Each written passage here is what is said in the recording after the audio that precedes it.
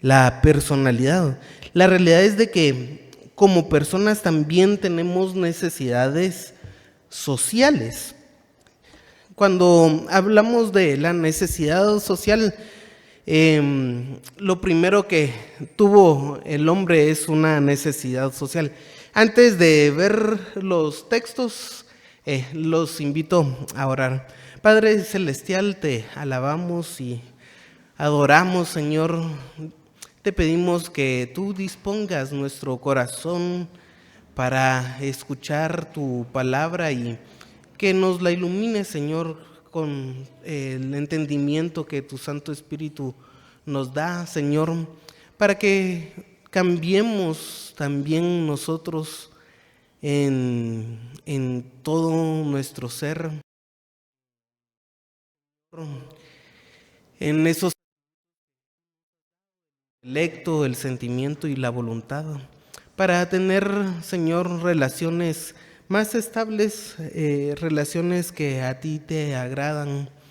Y, Señor, pedimos esto sabiendo que nosotros somos pecadores y sin ti nada podemos hacer. Muévenos, Señor, al arrepentimiento y siempre, Señor, que busquemos tu santa voluntad.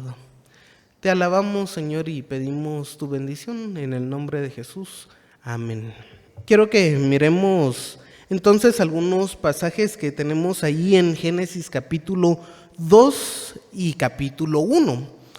De primero, la primera necesidad que podemos observar es justamente el ser sociable. Y dijo Jehová Dios, Génesis 2:18, no es bueno que el hombre esté solo, le haré ayuda idónea para él. Y podemos observar, hermanos, si vamos al capítulo 1, que Adán, cuando el Señor lo hizo, tenía muchos animales. Parte de la tarea que tenía Adán era justamente ponerle nombre a los animales, señorearse de los animales. Pero ahí hacía falta algo y el Señor dice que no es bueno que el hombre esté solo. Y es importante observar esa situación, la necesidad que hay de sociabilizar o vivir en sociedad. La necesidad que tienen los seres humanos en no estar solos. Como les digo, tenía toda la naturaleza a su disposición. Y hay una situación acá que es importante. En Génesis 2 no había pecado. No había pecado, pero sí había esa necesidad importante del ser humano. No había pecado y yo creo que, y vamos a ver que el pecado distorsiona las relaciones. Pero había una necesidad en el ser humano por tener justamente esa sociabilidad. Ser sociable que implicaba no socializar tal vez con una ardilla. Yo cuando me imagino el jardín del Edén, me imagino ardillas, por ejemplo, pero había una serie de animales ahí que no llenaban el espacio que Adán necesitaba. Pero es muy importante que observemos esto en el capítulo 2 y luego regresemos al capítulo 1. Porque dice el capítulo 1 en el 27, creó Dios al hombre a su imagen, a imagen de Dios lo creó, varón y hembra los creó. Había una necesidad de Adán, pero el Señor nos dice que varón y hembra los creó. Y saltemos al 31. Y vio Dios que todo lo que había hecho, y he aquí que era bueno en gran manera, y fue la tarde y la mañana del día sexto. ¿Por qué observamos esto? Porque en el capítulo 1 nos dice que en el sexto día creó Dios al hombre y a la mujer. En el sexto día. Siempre es importante observar este punto. ¿Cuánto habrá pasado Adán solo en el jardín? Pues nosotros que creemos que los días no son de miles de años, sino de 24 horas, Adán no pasó, pero ni 24 horas solito, y el Señor ya le había dicho que no es bueno que el hombre esté solo. No tenía ni 24 horas, hermanos.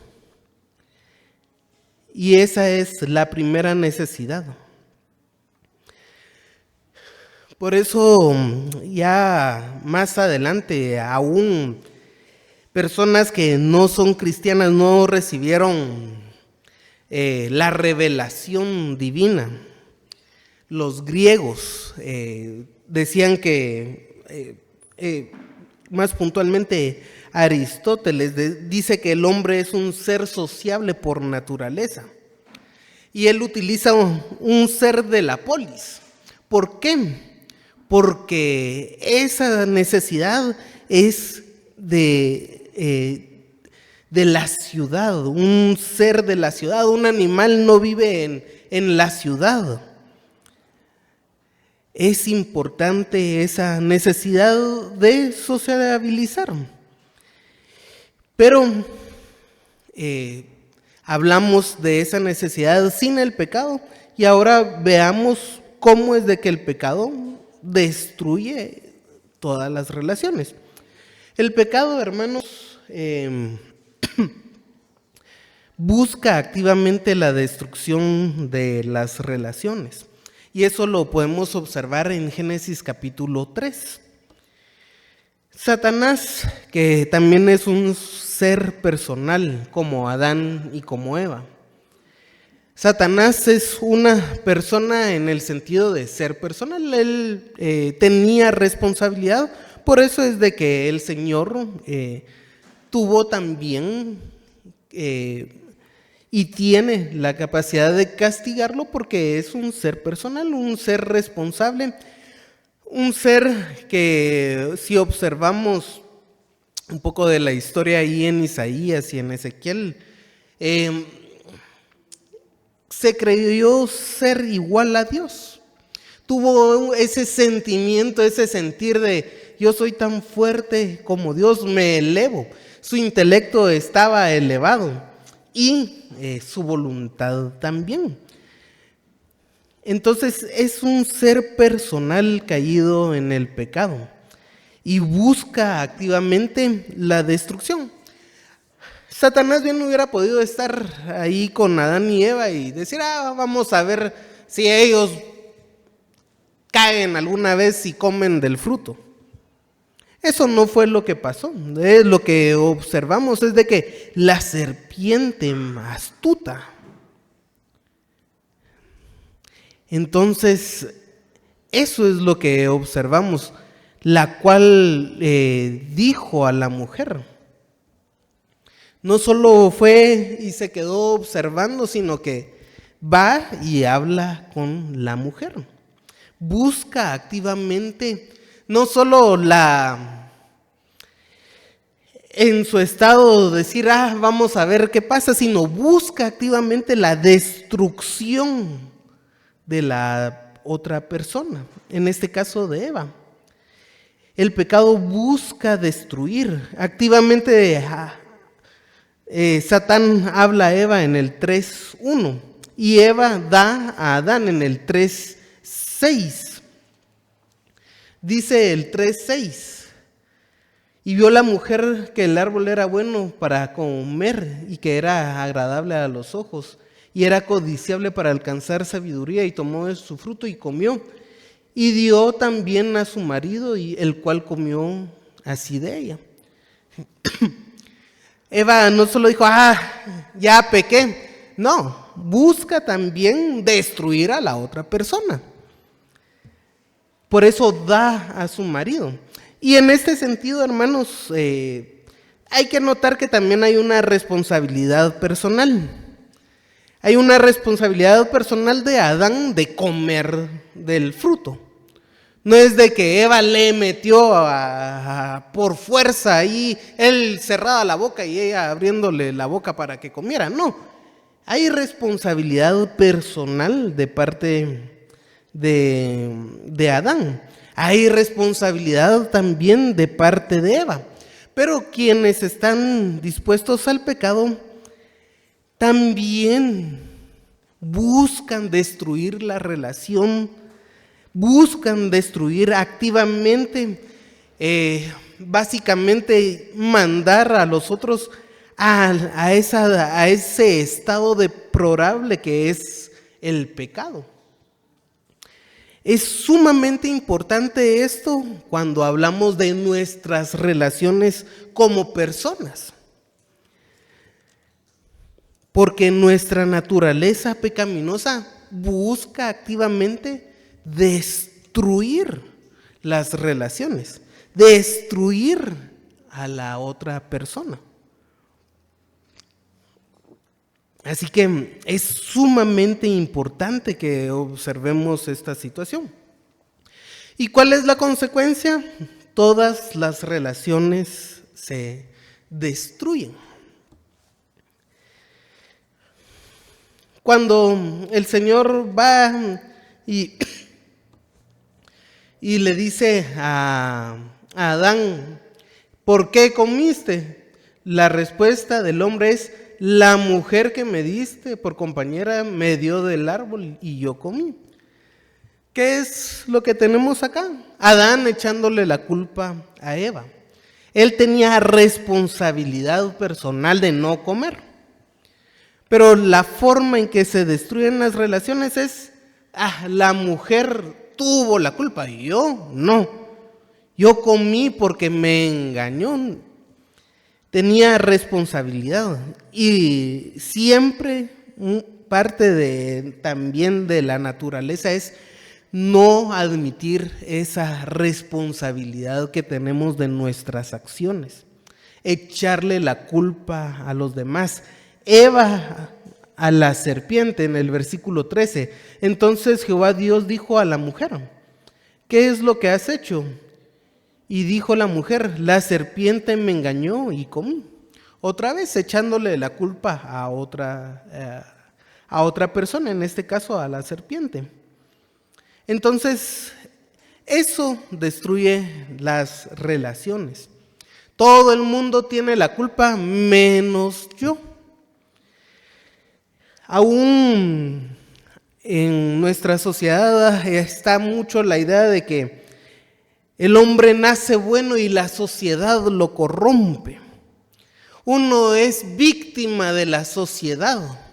Si hay un ladrón, el ladrón es pobrecito porque hay una sociedad que lo impulsa a robar, porque no le da de comer, como que si el que no trabaje, que no come. Simple y sencillamente.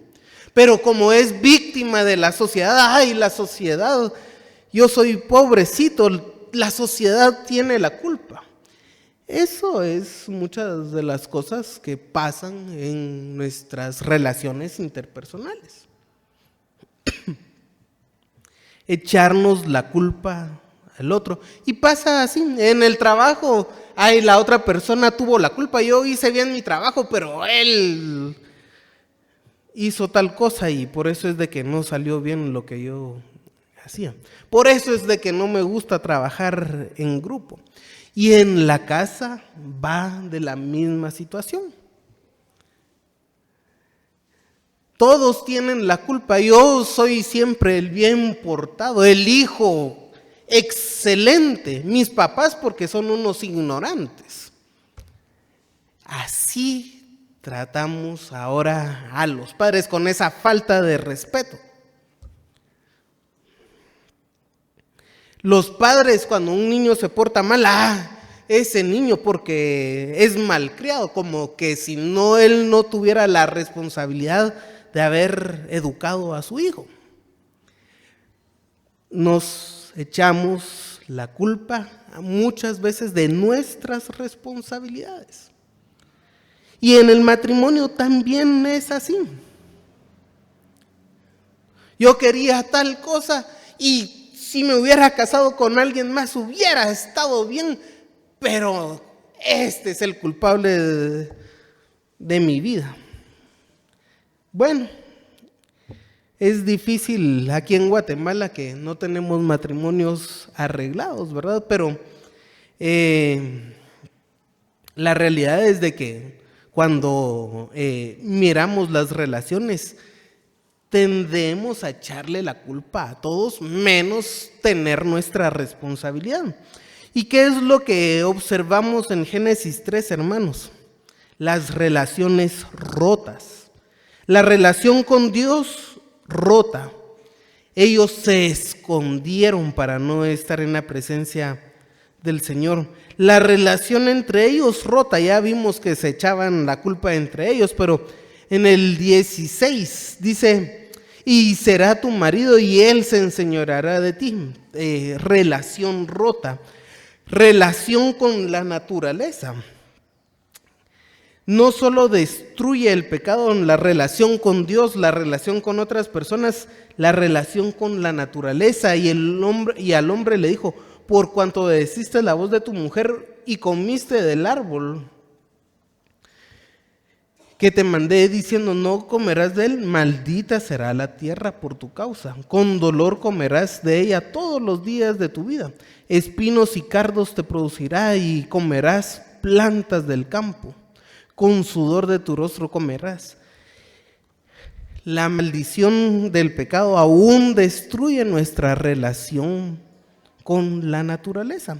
Entonces todas las relaciones se ven afectadas con el pecado, pero lo importante y un punto muy especial que no debemos de olvidar es de que el pecado busca activamente la destrucción.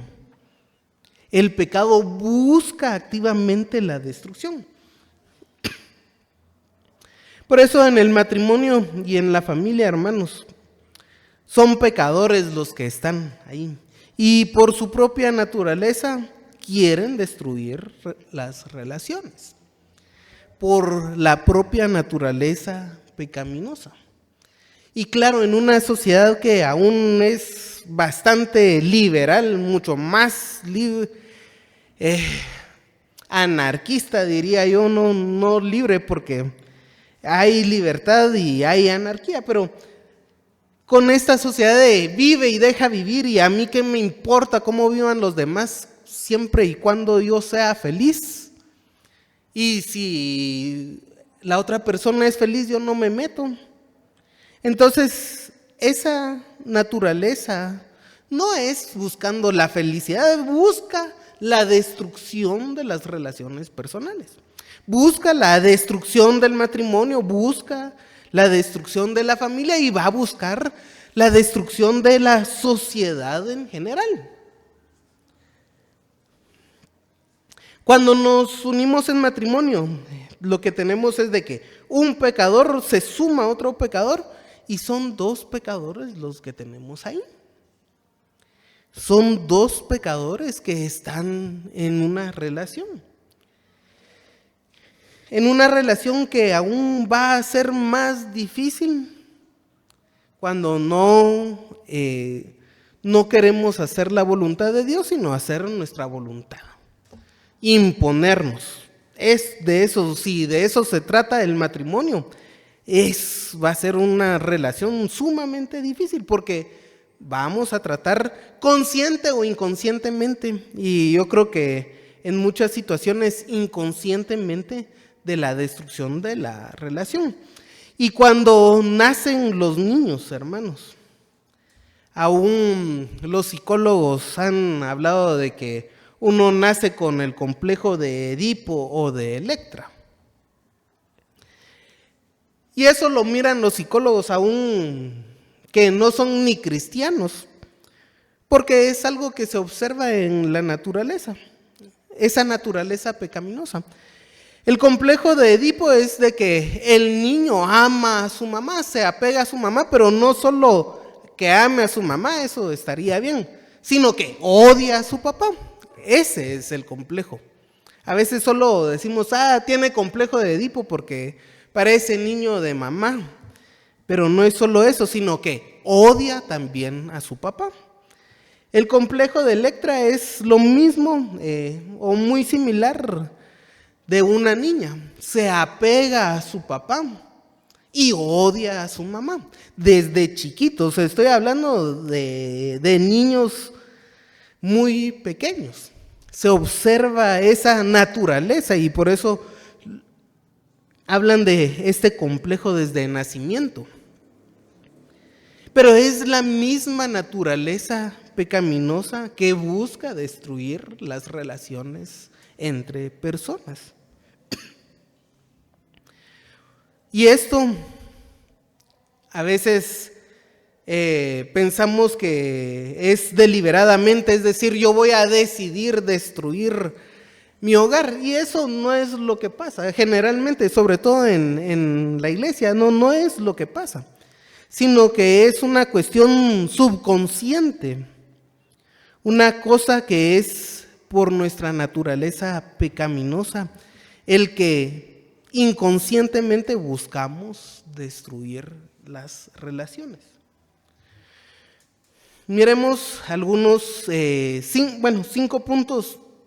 No son todos, la realidad es de que creo yo que no nos daría tiempo a buscar todos, pero son 5 factores que consciente o inconscientemente yo le doy el peso a esa forma inconsciente de buscar la destrucción de nuestras relaciones interpersonales. El orgullo, hermanos. Satanás, orgulloso. Y cuando miramos a Satanás, el orgullo que él tenía era querer ser igual a Dios. La raíz del pecado, hermanos, lo que es común para todos los pecados es no reconocer a Dios como Dios.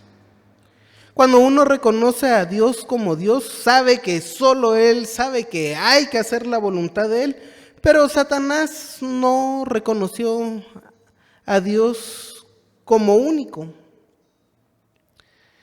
Él creyó que podía llegar a ser igual a Dios y en eso se observa mucho el orgullo. Cuando nosotros miramos a Satanás y a veces también debemos de tener ahí nuestro querer, el querer imponernos. No hacer la voluntad de Dios, sino que se haga la voluntad mía. Yo soy tan bueno que siempre tengo la razón.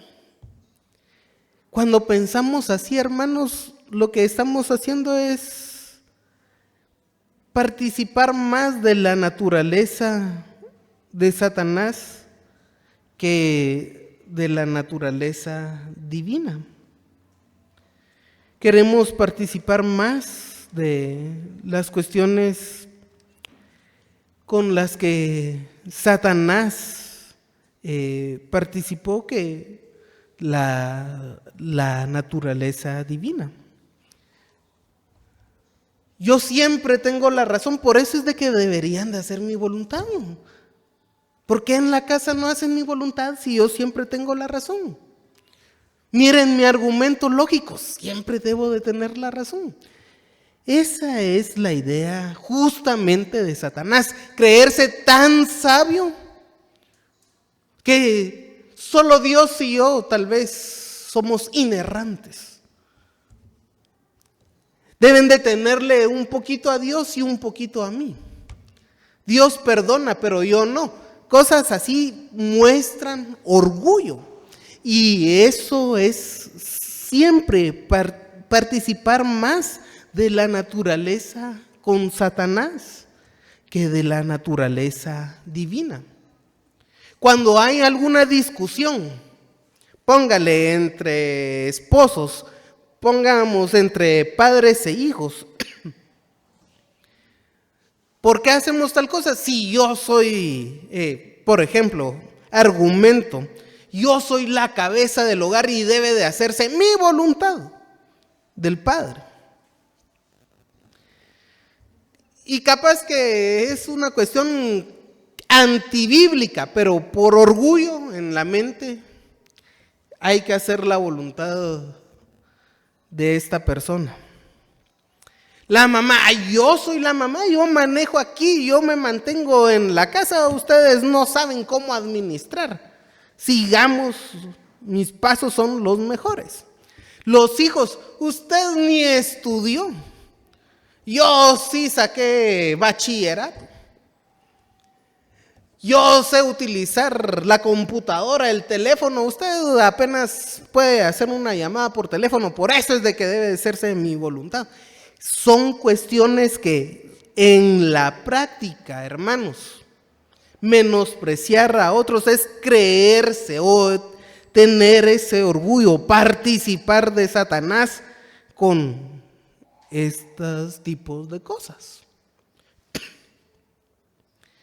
Creerse como Dios o no hacer la voluntad. Y cuando tenemos problemas en la familia, cuando tenemos problemas con la familia y cada quien cree tener la razón suprema, cada quien es orgulloso, nunca van a resolver algún problema. Nunca van a resolver algún problema, porque se creen igual que Dios. Ese es uno de los factores muy frecuentes que destruyen y despedazan las relaciones entre las personas.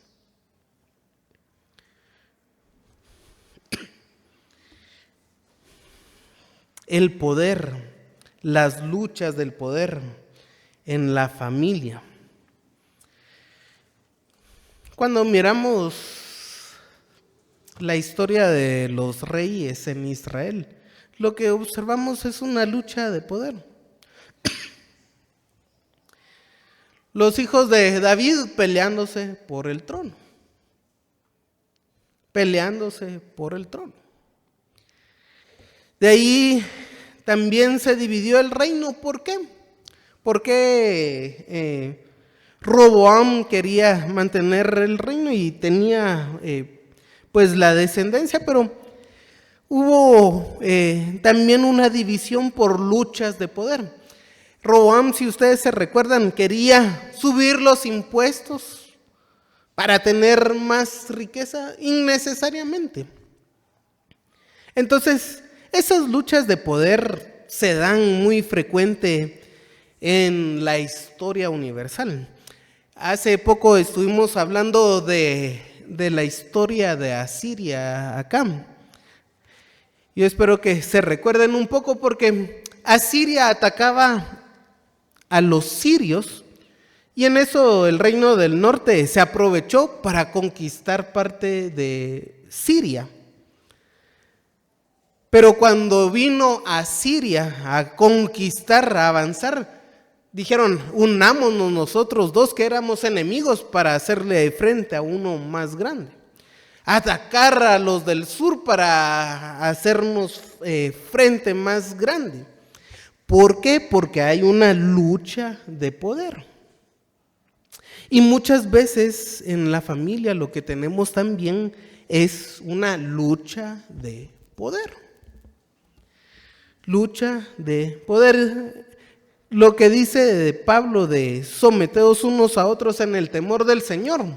Someterse en el temor del Señor. Eso no importa. Yo quiero el poder. Si el otro se somete en el temor del Señor, que se someta a la otra persona. Yo quiero el poder. Entonces, aún hay grandes problemas porque hay luchas de poder donde no debería de haberlo. Por eso les digo, sométanse unos a otros en el temor del Señor. Así comienza Efesios a hablarnos acerca de la familia. Que nos sometamos. Y claro, ahí también dice que el marido es cabeza, como Cristo es cabeza de la iglesia. Y que el marido debe de amar y la mujer respetar. Eso está bien, pero comienza en someteos unos a otros en el temor de Dios, en el temor del Señor. Así comienza la forma en que Pablo habla acerca de la familia. Hijos, obedeced en el Señor porque están sometidos en el temor del Señor. Padres, no provoquéis a ira a vuestros hijos porque están sometidos en el temor del Señor. Pero cuando no estamos sometidos en el temor del Señor, lo que tenemos es una lucha de poder en la casa. Algo muy frecuente es que vamos a hacer un presupuesto de gastos. Y cómo gastar el dinero se vuelve luchas en la casa. Yo quiero gastar en unos zapatos, yo quiero gastar en unas llantas. ¿En qué quiere gastar el dinero? Eso se vuelve un gran conflicto. Hay que invertir aquí, qué bueno que sean inversiones, pero muchas veces, ¿en qué vamos a despilfarrar?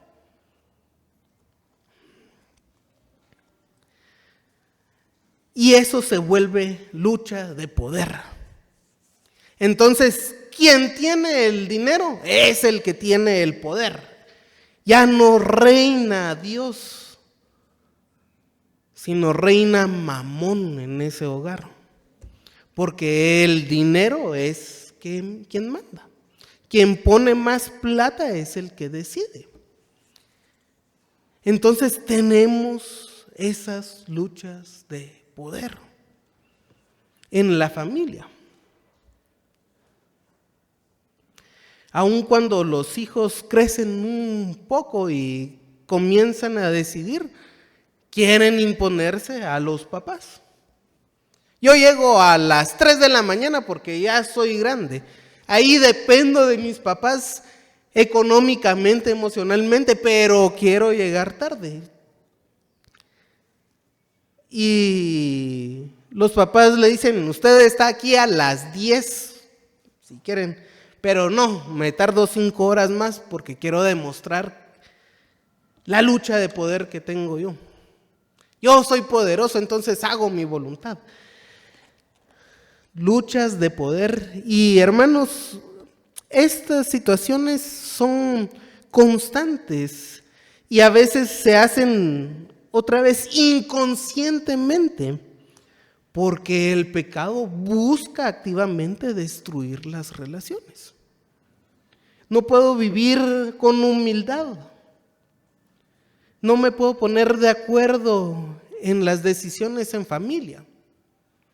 Yo decido y a los demás ¿qué me importa? Porque hay una lucha de poder. Sobre todo en nuestra época hay muchas ideas provenientes del marxismo y ahí hay una lucha de clases siempre. Entonces las mujeres en el marxismo que ahora tienen un feminismo heredado ahí, ay, yo soy mujer, entonces voy a luchar por el poder que tengo. La Biblia dice que el marido es cabeza de la casa, ¿qué me importa? Yo quiero el poder, pero es más ideas del mundo metidas en la casa. Entonces es importante. También otra situación que podemos tener es miedo. Y miedo por perder el control. Miedo a que no imponer nuestros gustos. ¿Por qué Roboam ¿Por qué Roboam, hermanos, subió los impuestos de Israel? Primero porque fue a consultar a algunos jóvenes que no sabían que tenía que bajar, pero la idea era no verse débil. Si Salomón les había dado impuestos con la construcción del templo y de algunos palacios también de Salomón, él no quería verse débil ante el pueblo.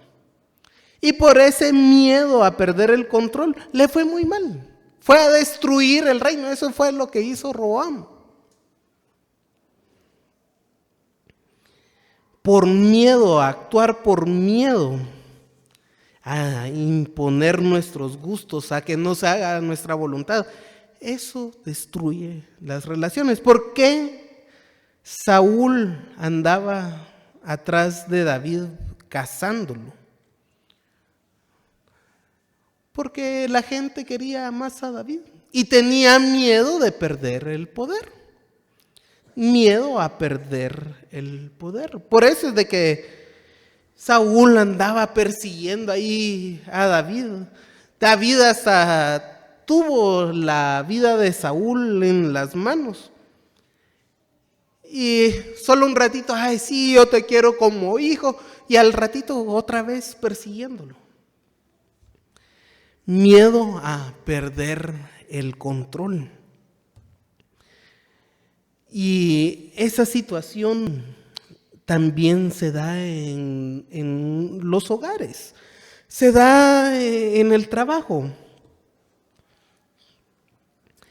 En el trabajo a veces tenemos miedo a perder el trabajo, miedo a no ser competentes. Y entonces ese miedo muchas veces nos lleva a romper las relaciones en el trabajo, pero cuando tenemos miedo de que no se haga la voluntad nuestra en el hogar, también perdemos el control y ese miedo nos lleva a romper las relaciones. A veces con los hijos, los papás dicen, bueno, tenemos una situación económica acá, no me gusta la situación, entonces como parte de miedo, yo me voy a ir de la casa y voy a ver qué hago, porque tengo miedo a no imponer mis gustos, miedo a perder el control de mi vida. Entonces debemos de observar esa situación con el miedo, lo que nos lleva. A veces no es orgullo, a veces no es querer tener el poder, sino el miedo al cambio. Sobre todo cuando hay un nuevo matrimonio, hermanos, o hay una nueva situación. El matrimonio es un buen ejemplo porque es una nueva situación.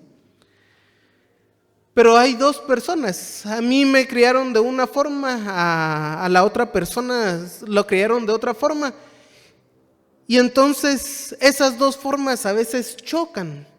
Y el miedo que me lleva a mí es de no seguir como estaba en la casa de mis papás. De no seguir haciendo lo que hacía en las casas de mis papás. Entonces ese miedo lleva a chocar el matrimonio.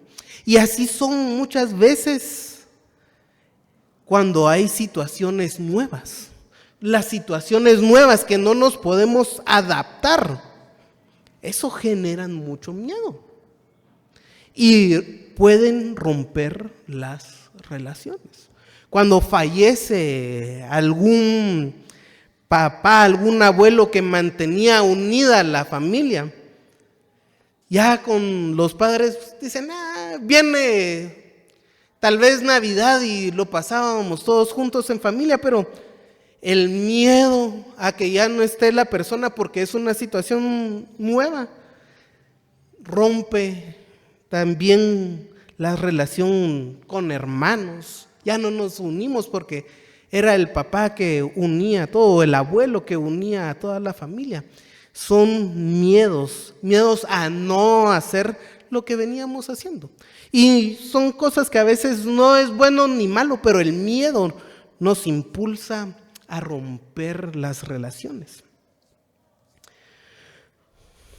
Otra situación es la malinterpretación, a veces la falta de contexto en la relación.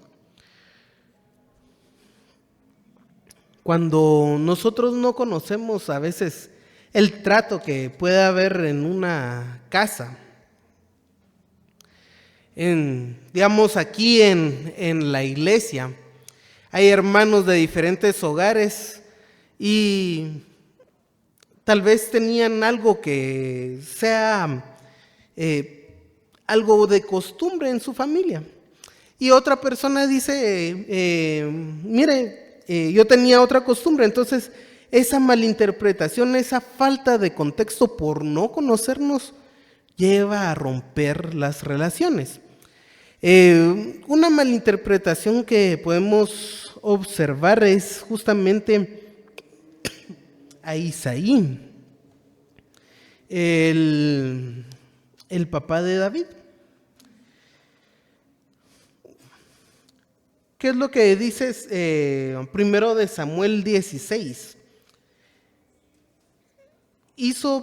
El versículo 10, e hizo pasar Isaí 7 hijos suyos delante de Samuel, pero Samuel dijo a Isaí, Jehová no ha elegido a estos. Entonces dijo Samuel a Isaí, ¿son estos todos tus hijos? Y él respondió, queda aún el menor que apacienta las ovejas. Y dijo Samuel a Isaí, envía por él, porque no nos sentaremos a la mesa hasta que venga aquí. Entonces envió pues por él e hizo entrar en la era rubio, hermoso, de ojos de buen parecer. Entonces Jehová dijo, levántate y úngelo, porque este es. Nuestra mala interpretación acá es justamente porque Isaí, hermanos, quería que su hijo mayor, como era la costumbre, tuviera la mayor herencia. Ser ungido rey, qué mejor para su hijo mayor. Pero desfiló todos y no encontraba a quién. Por la falta de comprensión. Eso es un problema y justamente a veces también cuando no comprendemos la Escritura tenemos una mala relación con Dios. En 1 Corintios, capítulo 8, 9 y 10, Pablo nos habla de que los ídolos nada son, pero hay algunos que malinterpretan el hecho de que algunos hermanos vayan a comer carne a la carnicería dedicada a los ídolos. Y lo que les dice Pablo es de que por amor a esos hermanos, para que no sean malinterpretados, que se abstengan de comer comida sacrificada a los ídolos. Los ídolos nada son, un trozo de madera, un trozo de piedra. Pero por amor, para no ser malinterpretados, para tener el contexto y tener buena relación, Pablo les manda entonces a abstenerse y no ser piedra de tropiezo. Como les digo, a veces aún malinterpretamos. Ahora por el teléfono uno puede escribir una cosa y la otra persona leer otra cosa diferente. Y eso es falta de contexto, es el ruido que hay en la comunicación. Pero lo que nos dice la Escritura es de que el amor todo lo espera. Así que deberíamos de pensar lo bueno de la otra persona y no malinterpretar. El deseo de aplauso o de aprobación tenemos una situación justamente por esta cuestión sociable de querer pertenecer a un grupo, pero no solo querer pertenecer a un grupo por pertenecer, sino ser elogiados, ser aplaudidos, aprobados en ese grupo. No es solo de pasar desapercibido, sino el deseo de ser aplaudido o aprobado. Así es, por ejemplo, bastante difícil leer la Escritura que nos reta al arrepentimiento. Y por eso muchas veces en la iglesia tenemos esta dificultad, porque ahora tenemos muchas iglesias que aplauden y aprueban cualquier cosa, cuando la Escritura nos llama al arrepentimiento. Y nuestro deseo es ser aplaudidos y aprobados en la iglesia, pero también en la casa. Si hacemos algo medianamente bueno, hay que lucirlo para que los demás, por favor, aplaudan. Miren lo que hice para mi hogar. El deseo de aplauso y aprobación. En este sentido, hermanos, Saúl mató a sus miles, David a sus 10,000. ¿Cómo no va a Saúl enojarse con David si la gente aclamaba más a David? Ezequías, ¿qué hizo Ezequías? En vez de morirse tranquilamente, mandó cuando llegaron los emisarios de Babilonia a enseñarle las riquezas del templo para ver que Israel, que Judea tenía gran poder y gran riqueza. ¿Por qué? Deseo de aplauso y aprobación. Babilonia destruyó a Asiria y luego a Israel, con todo y eso que había enseñado Ezequías. Amán, ¿qué es lo que movió a Amán a querer destruir a los judíos? Que no le hacían los elogios que él quería. Mardoqueo nunca se inclinó y tenía que inclinarse. Entonces, Amán, hermanos, otra vez es ese deseo de aplauso. Yo soy acá el segundo, un gran consejero del rey. Entonces merezco los elogios. Y hasta si se recuerdan, cuando al rey le leen la historia donde Mardoqueo le salva la vida, llamó a Amán para que él le dijera qué debería de hacer. Que lo saquen y lo aplaudan pensando que era para él.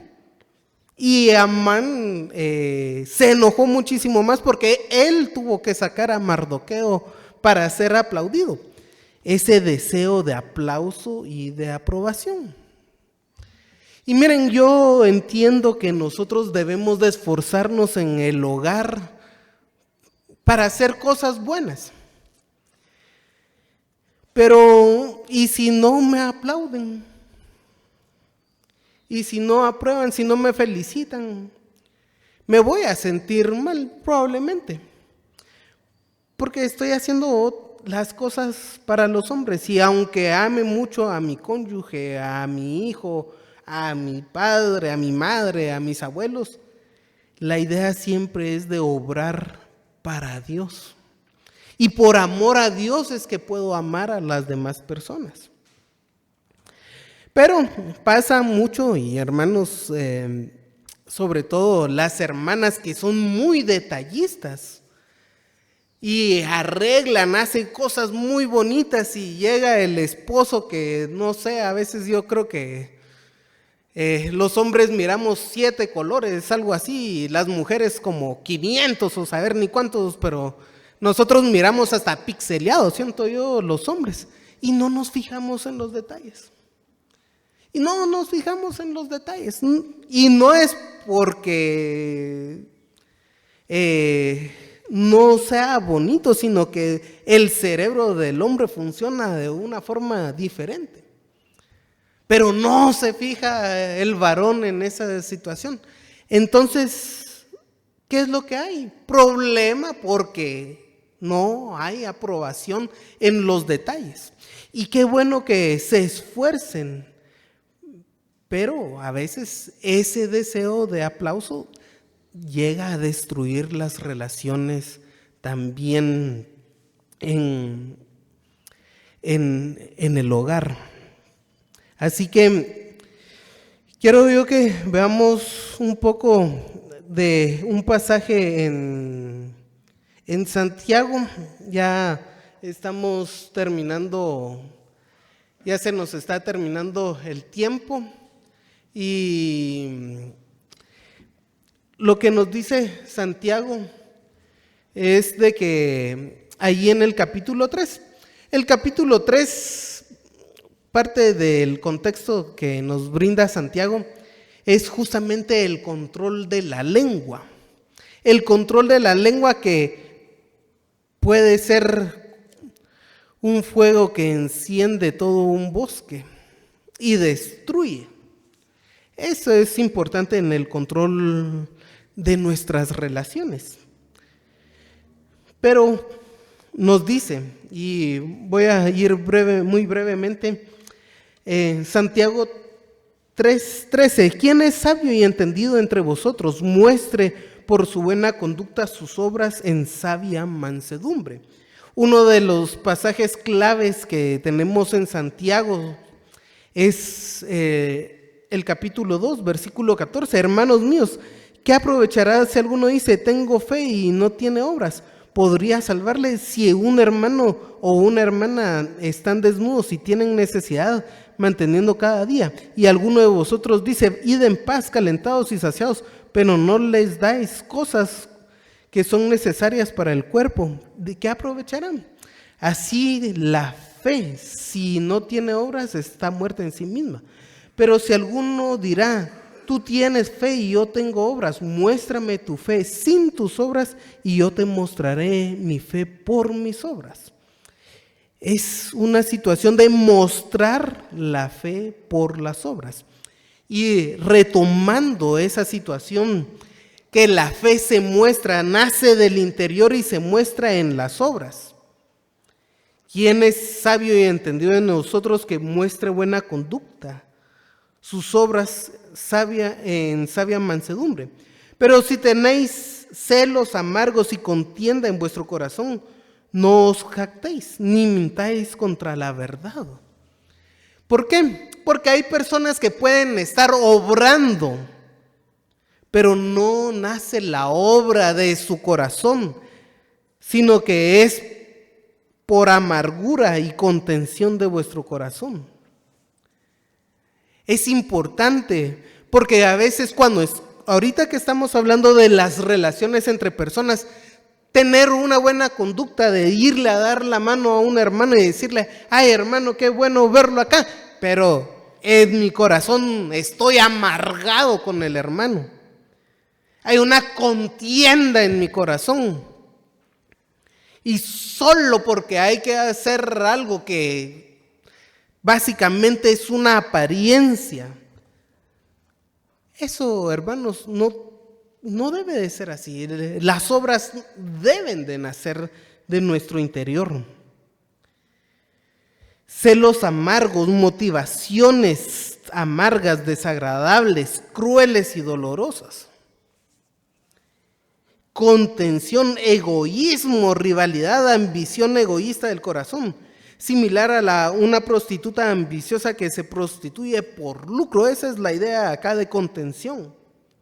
Hacer algo por egoísta, no porque yo quiera amar a la otra persona, porque amo al Señor y quiero amar a la otra persona, porque me someto en el temor del Señor.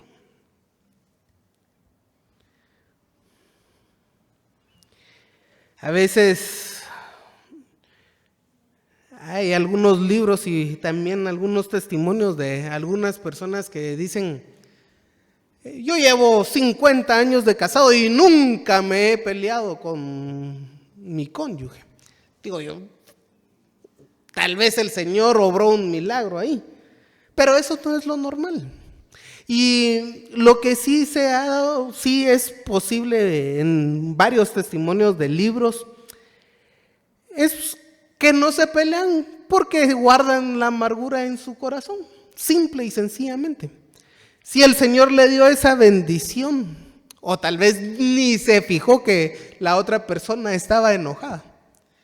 Tal vez era de esos hombres que no se fijaban en nada y la mujer enojada y el otro como que nunca se dio cuenta que estaba enojada su esposa, porque no se fijaba. Y entonces pasan los años y dicen, yo nunca me peleé.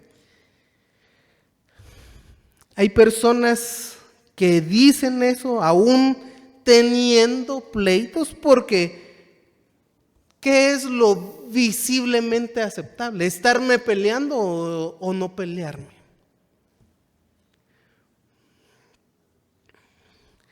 Entonces, tal vez tienen una amargura ahí guardada en su corazón.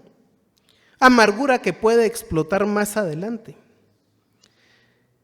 Pero por egoísmo, por rivalidad, no quieren resolver el problema. No quieren resolver el problema.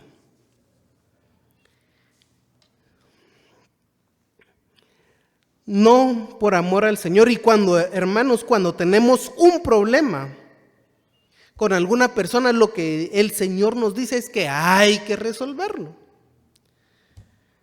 Pero si nos vamos a amargar la vida para lucir bien, teniendo celo, amargura en nuestro corazón, contención, un egoísmo, rivalidad, lo que nos dice es de que no os jactéis ni mintáis contra la verdad. Es que a mí a veces me parece muy extraño ese tipo de situaciones que dicen, yo nunca me peleo ni con mis hijos ni con nadie, yo nunca me peleo con nadie. Porque somos pecadores, tendemos a destruir nuestras relaciones, pero queremos muchas veces guardar la apariencia. Y lo que nos dice Santiago es de que no nos jactemos ni mintamos contra la verdad. Al final el Señor conoce nuestro corazón, pero lo que sí debemos de saber, hermanos, es de que debemos de resolver nuestros conflictos. Dice, porque esta sabiduría no es la que desciende de lo alto, sino terrenal, animal, diabólica. Hay gente que hay una buena conducta que no nace del corazón engendrado por el Espíritu, sino es una actitud egoísta. No es de que yo voy a amar a mi esposa por amor a Cristo.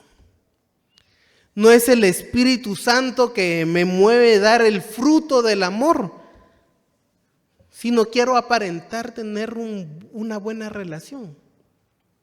Aparentar tener una buena relación. Y lo que nos dice Santiago es de que esto es terrenal, es animal, es del diablo.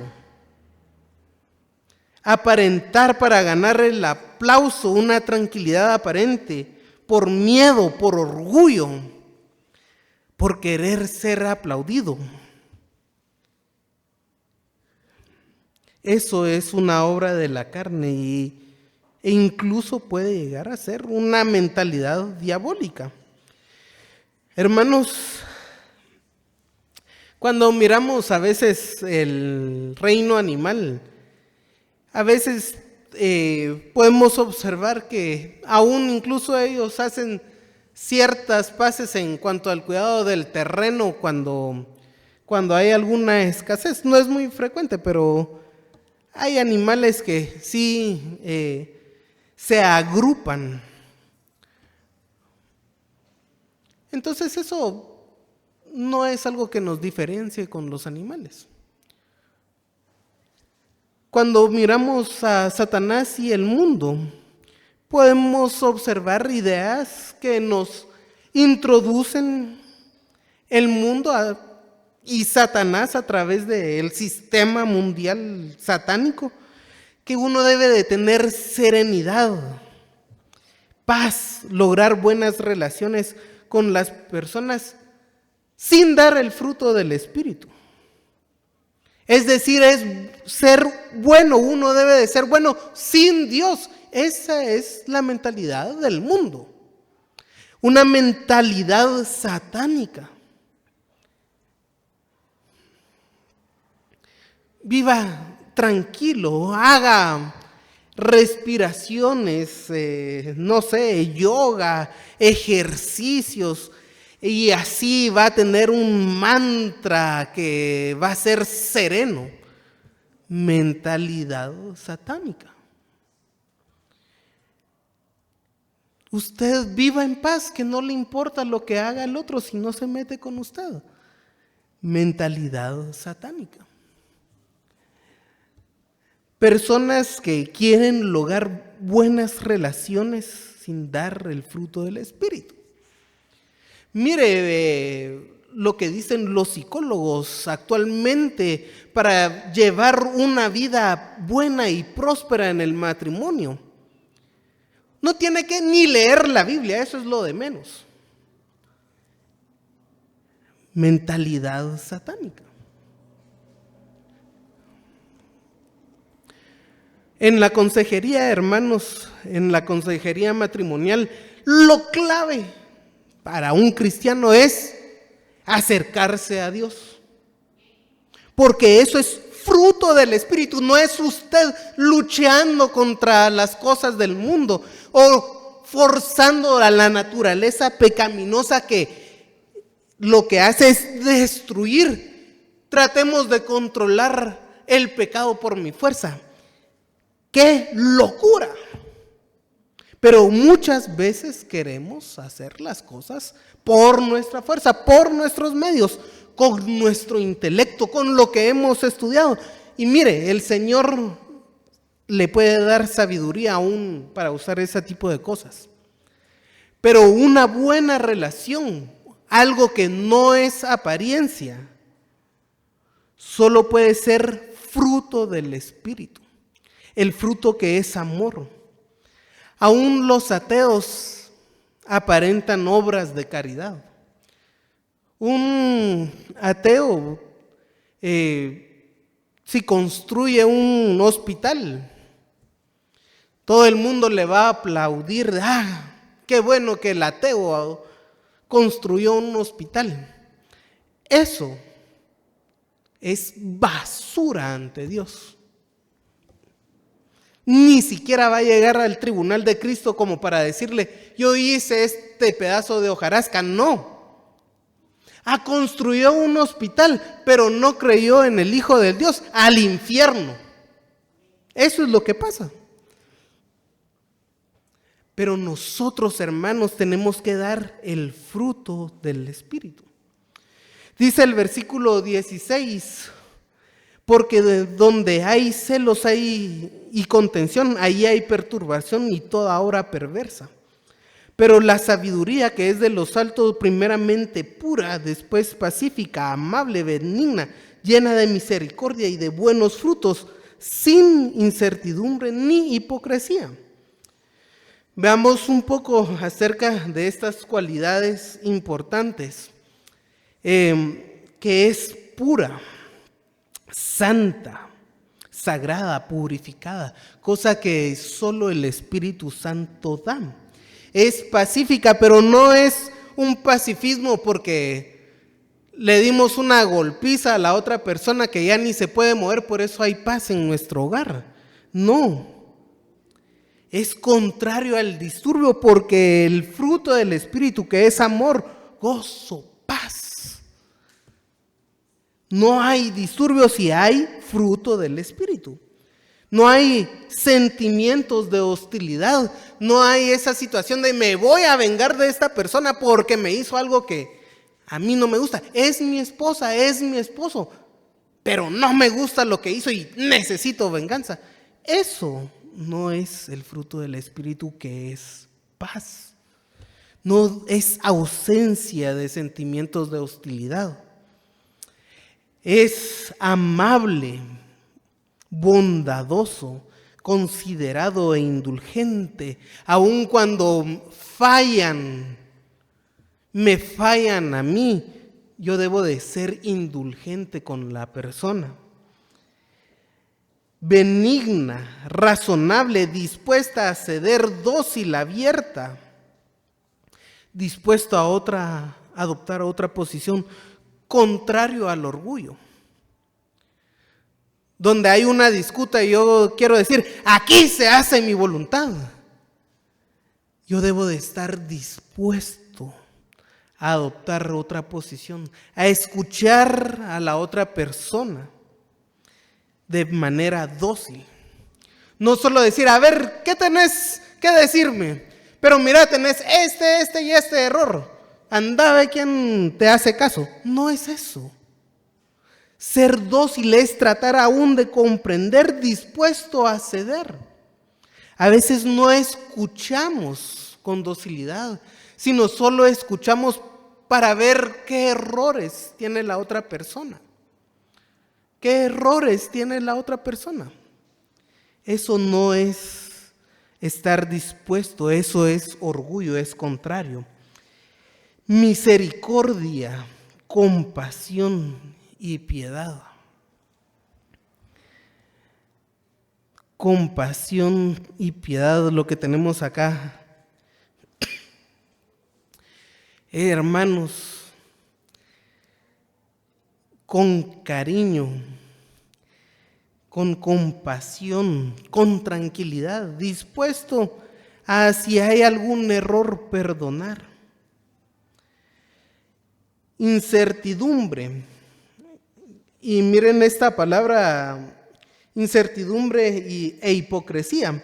Son dos palabras que tienen una raíz muy común, que es adiacritos y el otro es anipócritos. Si ustedes se fijan, la palabra critos está al final,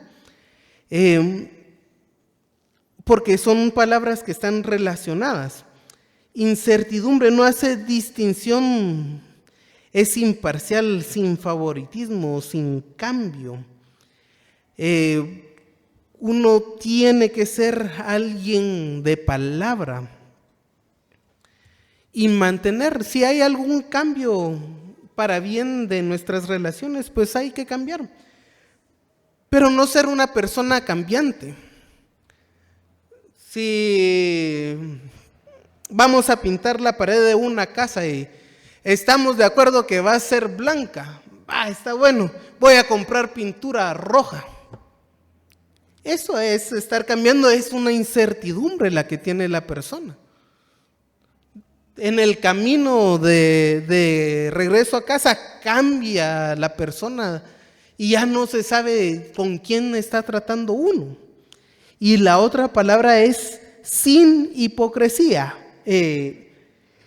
franco, sincero, genuino, algo no fingido. Generalmente los griegos tenían un teatro donde ellos se colocaban máscaras y la máscara guardaba un personaje. Y lo que nos dice es de que no debemos de tener esa máscara, ser sin máscara, sin hipocresía. Y nos dice Santiago, y el fruto de justicia se siembra en paz para aquellos que hacen la paz. Entonces, el fruto de la justicia, hermanos, se siembra en paz. La realidad es de que tenemos una naturaleza pecaminosa que busca activamente destruir las relaciones.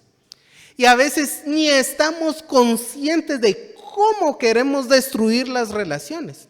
Hablamos del orgullo, de la necesidad de aplauso, de aprobación, del miedo. Pero es nuestra naturaleza pecaminosa buscando destruir las relaciones. Y la única solución que tenemos, hermanos, es dar el fruto del Espíritu. No querramos fingir buenas relaciones, sino que demos buenas relaciones porque el Espíritu Santo está en nosotros y nos sometemos a Él. Padre Celestial, te adoramos y, Señor, reconocemos que nosotros somos pecadores y, Señor, sin ti nada podemos hacer. Te pedimos que tú transformes nuestro corazón y nos ayudes, Señor, al cambio que debemos de tener para agradarte a ti, Señor, y también cumplir tu deseo de amarnos unos a otros, amar a nuestro prójimo, amar a nuestro cónyuge, amar a nuestros hijos, a nuestros padres, a toda nuestra familia, Señor, aún a nuestros hermanos en la iglesia. Señor, nuestra naturaleza pecaminosa nos busca, Señor, la destrucción de las relaciones, y solo confiando en ti por la obra de tu Santo Espíritu vamos a dar fruto para que podamos vivir como a ti te agrada. Señor, pedimos tu bendición para que esto sea una realidad en nuestras vidas y que poco a poco vayamos cambiando conforme a tu voluntad. Te alabamos, Señor, y pedimos esta bendición en el nombre de Jesús. Amén.